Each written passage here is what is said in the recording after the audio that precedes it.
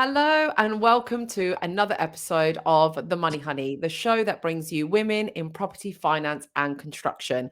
This is the place to be if you want to be surrounded by female leaders in this space who are making moves in the industry and you want to learn from them and be inspired by them. Now, today, I am not bringing on a client, although we have worked together. It's not a client, it's not a lender, it's a friend. She has truly become a friend of mine because the power of social media has brought us together. I never even knew about Adele before. We'd never crossed paths. We were, living totally different parts of the world or of the country.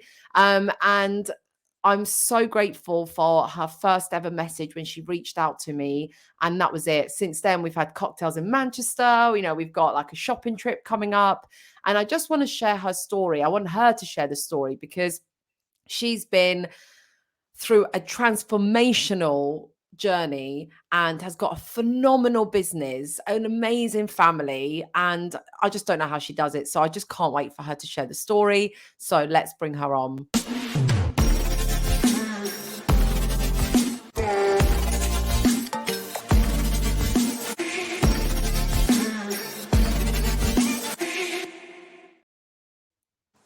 Hello. Hi. Hi. How are you? I'm good. That was a great introduction. I'll have to use that. It's literally what I could say about you on the spot because it's what I feel. There's no script. It's just I've been wanting to do this for such a long time, and we've spoken for hours and hours and hours on Zoom, haven't we, during our sessions together? And I've got to know you. I know your journey. I know your story. We've cried together on Zoom. I know we've shed a little tear. We've had bottles of Prosecco together. But really, I want everybody else to know and love you just as much as I do. So over to you. Who are you? What do you do? And who is Adele? Thank you. So my name is Adele Turton. I am the owner and MD of Blanc Property Finance, which is the rebirth of my original business that I started in 2007. I'll start there, really. I came into this industry by accident, literally by accident. I left the legal profession after qualifying and deciding that it wasn't for me. I left and had nowhere to work, started another degree, ended up working for a mortgage broker and just doing some admin. And then I realised that my contract experience from the legal world really worked with investors and developers and structuring different things. And it literally went from there. So I got here by accident, but I really love what I do. I've got real passion for it. So that was 2007, possibly the worst time to start any business ever. But we survived just. We've been on a bit of a meandering journey ever since. That business was called Plan A. I named it Plan A because I got sick of being everybody's Plan Z because I'm good at solving problems. I thought I need to be first. But I like solving problems. I don't like easy stuff. I love that. Yeah, it was literally, it was like, oh God, I've got another problem. But I realised that that's what I like. Things that are too easy, I just don't do it. I like a challenge. If you've got a really easy deal, I'm like, oh yeah, I'll do that later. I like something that I can see things crazy. I'll do that later. Yeah. So part of this journey sort of helped me realise that I've identified that I myself don't want to dominate. I want to be very niche and specialist in what I do and be very, very good at that. I can obviously turn my hand to a lot of different things, but I don't want to be an enormous business. I like being a small, what some people now call boutique style business. It suits me. It suits my clients. I have a small, constant client base that's constantly revolving around as things come in and go. But I've dealt with the same people for 20 years. There's lots of new people that I'm dealing with recently. And I've recognised that that's what my business is. I think we're sort of conditioned to think you've got to build a business that can be sold, which it's incredibly difficult to do that, especially if you're on your own. You've got to bring in the right people. You've got to bring in equity. And I love what I do. I like the job. So it works for me.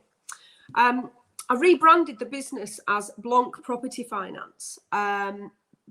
Because of my love of the mountains, my end goal is to live in Chamonix, which, if anybody knows Chamonix, it's the foot of Mont Blanc, hence Blanc.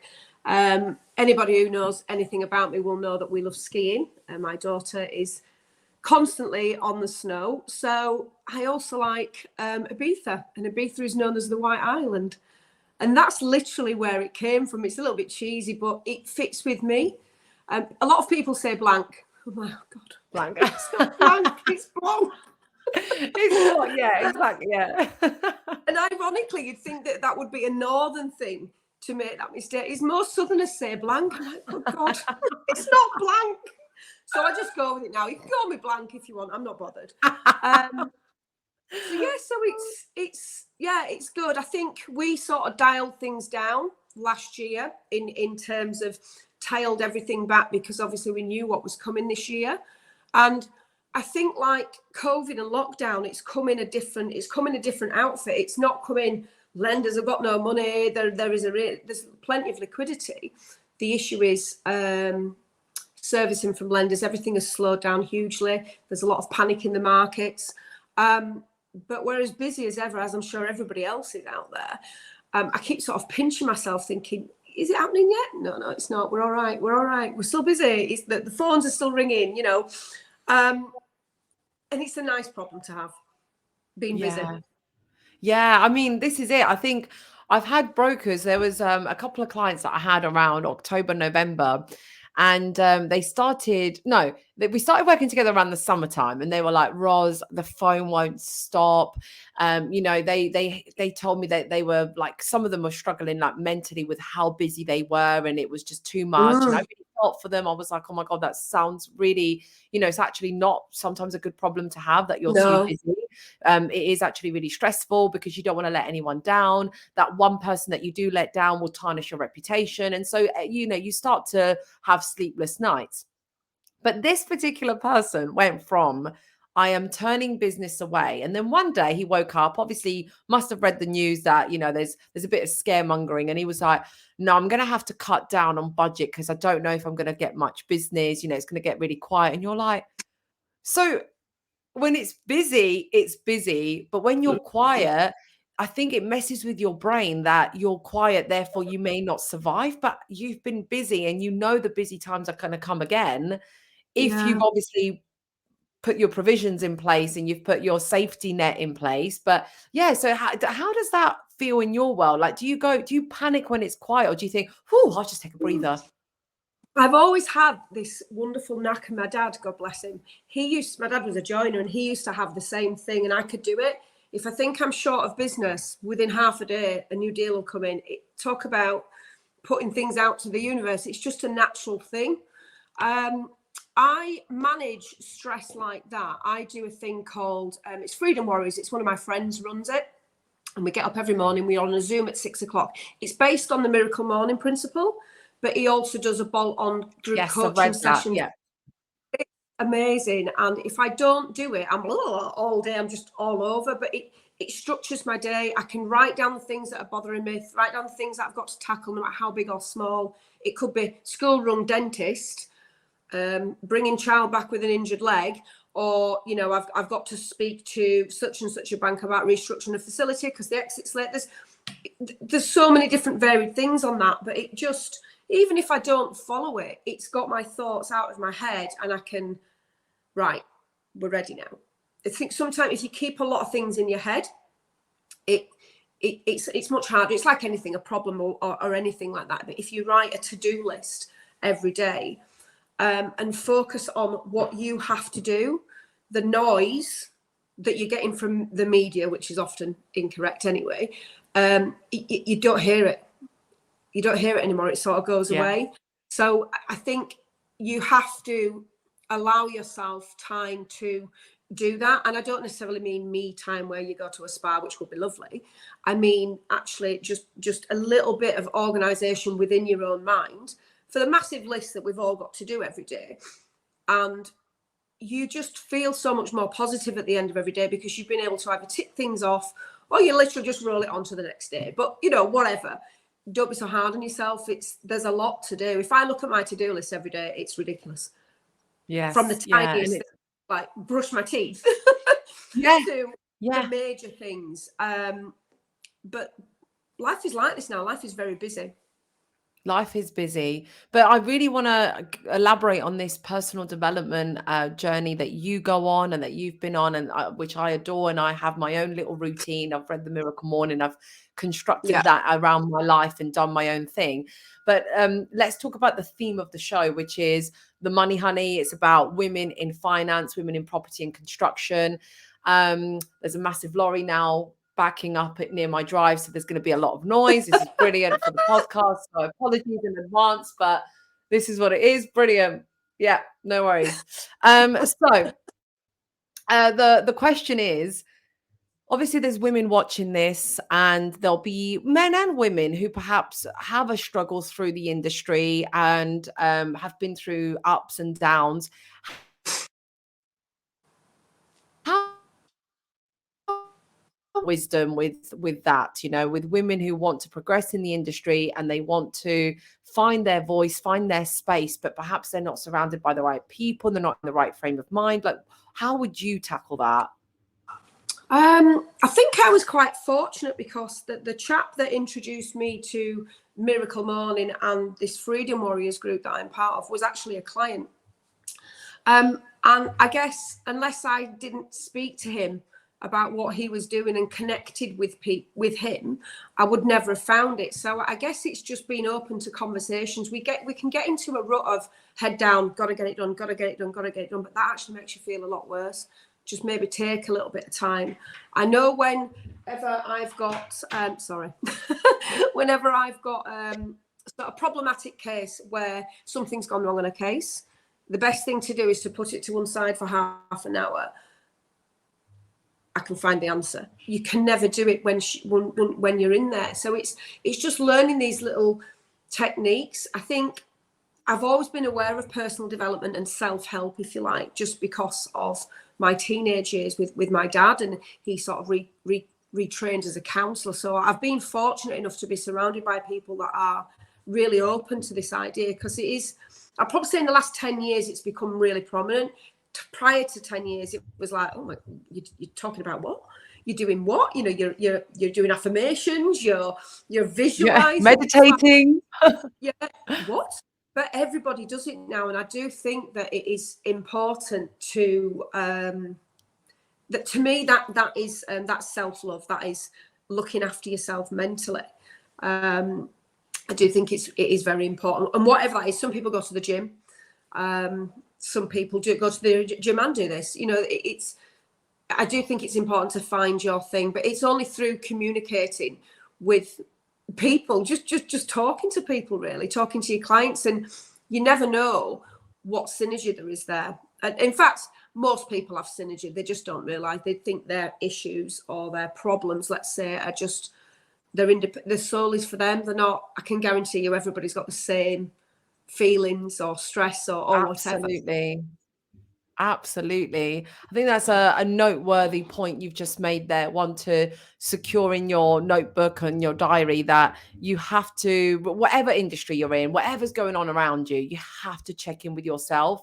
You have to clear your head first. You have to organize your thoughts. You have to spend that time organizing your day in your diary, regardless of what industry you're in. And then secondly, what I love about what you do is you surround yourself with people who you want to be like, who are aligned with your goals and your vision, and people who lift you up. If you are in a job you hate, if you are surrounded by people you don't like, then one, that can be changed. You can change that. You can reconstruct your own reality. And I really love the word that you use, the rebirth of your original business. Like, there's never, you always get a second chance. Actually, there's 10, you can have 10 chances, right? You can have as many chances as you like. The ability to get back up again is one of it's one of my biggest strengths. I think there's been a lot of, in everybody's life, everybody suffers setbacks, and it could be something very personal, it could be something financial, it could be something business wise. Everybody fails at something at some point. My daughter's just been selected for Team GB. 2 days later, she had a big crash and she's out. She's not out of the team, but she's out of the race. I think I was more upset than she was. I was devastated. Yes. And it's that ability to, right, this has happened. what do we do now? Ground zero, what is the plan? And being able to focus on that plan before you know it, you've moved past that.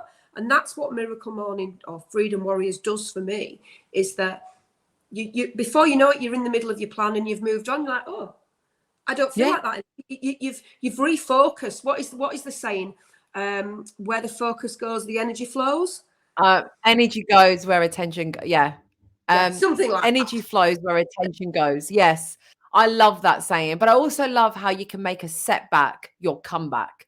And Absolutely. when you say ground zero, that is the best place to build again. So when you've got a flat piece of land and you can build up again, you build a stronger foundations. Because if you get given, as you and I have probably seen many a times in our commercial transactions, like a derelict building, if you get given a derelict building and you want to do that building up, you wouldn't just do patchwork on it, right? Because you know that the foundations will demolish that building again in the future. So if you are crashing, if you are coming down, then just know that, you know, that is the rise is coming if you are, you know, mentally prepared to lift yourself back up. Yeah. So I love that work that you do. Like a reset, isn't it? Yes, exactly, like a reset.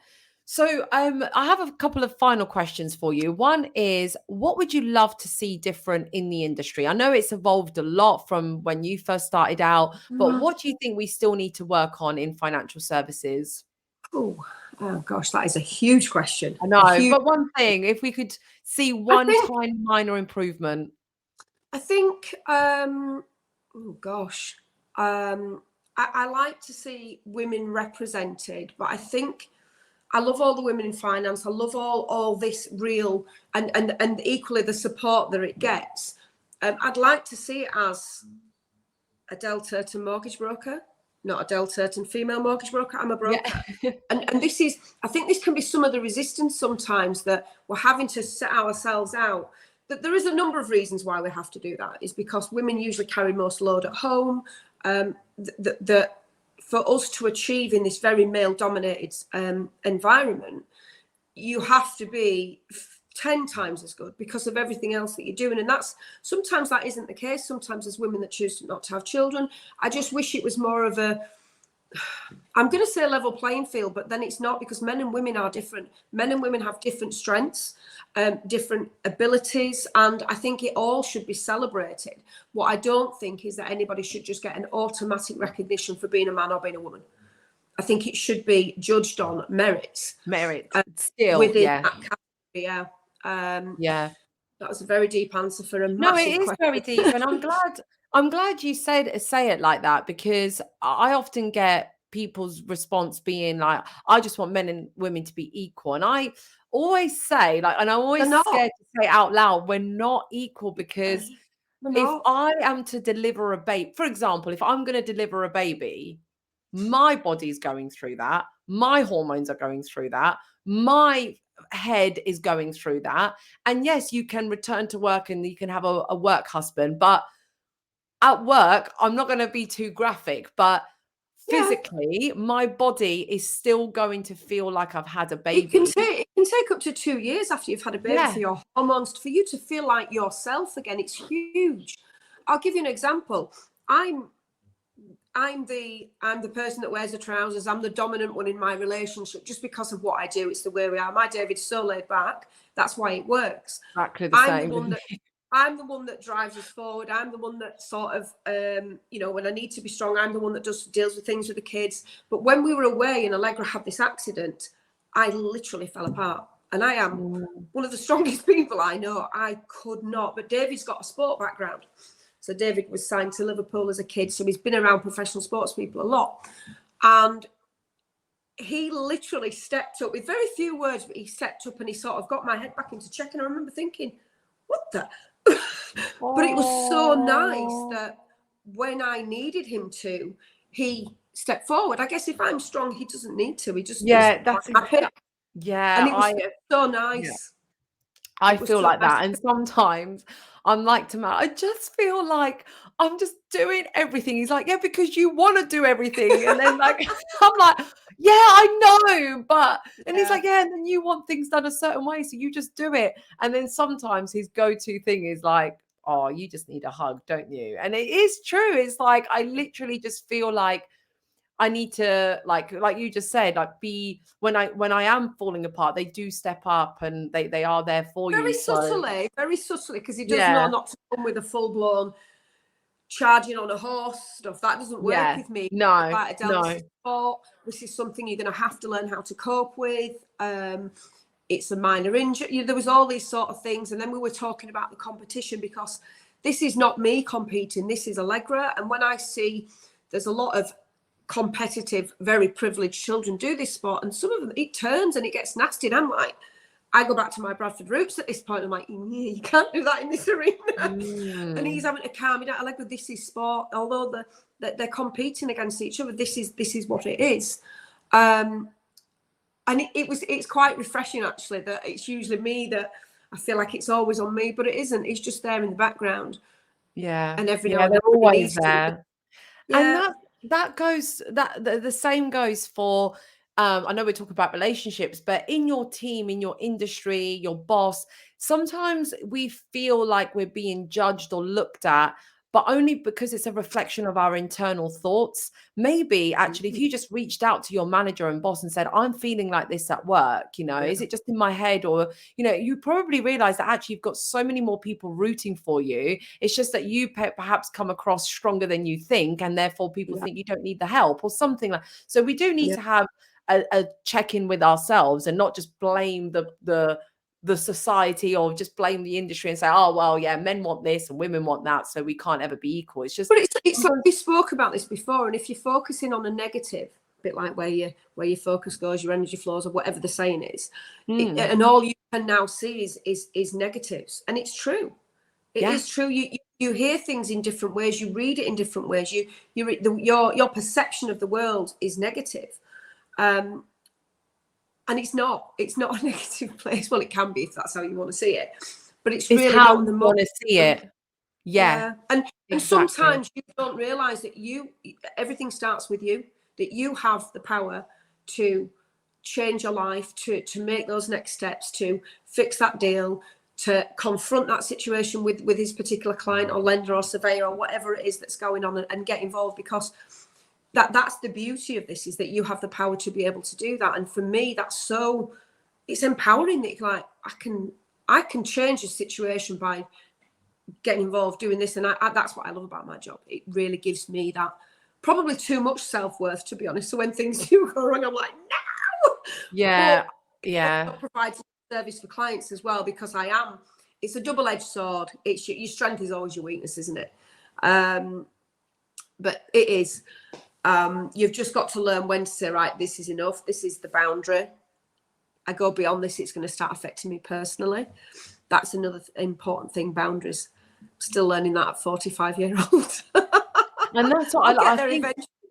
No, this is what I love. And I think that is a really great closing conclusion there, that you're always learning, regardless of your age, regardless of where you're at, whether you've had the fame and you've fallen, or you are in the middle of, rising and actually you've got a setback. You're always learning. And that's why I surround myself with people like you. That's why we're attracted to each other and became friends, because I felt like, I'm still very raw and new to having my own business, and I've had my successes and I have my milestones. But then when I reach a new one, I'm like, gosh, that was so little. I'm so much bigger. But then I want to be surrounded by people who are even bigger and more inspirational, because it gives me hope that there is always just more, and there's just, progress. For me, it's all about progress rather than perfection. Absolutely. And thank you for being that person for me. You really are. And I hope that, I don't know what I just did there. I pressed the button. It's not me. It's not the tech. I just pressed something random by accident and some sort of jingle came on. I'm sorry. But on that note, given that I'm now maybe it's my coffee time again, I just wanted to say that I wanted to share my friend Adele with the rest of you, because I'm not selfish. I'm not going to hide her and keep her locked away. And just, I wanted everyone to get a piece of you, even if it was just for 20 minutes, because this is the kind of chats we used to have instead of doing our social media work when you came to work when you Like a asked me to self-help help session. you, yeah, it was like, yeah, so what should we do on our miracle morning? It was like, Adele, you're paying me right now to talk to you about social media. Can we just move on? And, but look, you went on a journey. You are on the journey. I know we've still got to chat offline about other things, but yeah, I just hope everyone has had a better day just from listening to this. And I know that they have. So thank you. Oh, thank you. Right. Well, have a lovely day. I'll speak to you offline. You too. See you later. Bye. Bye.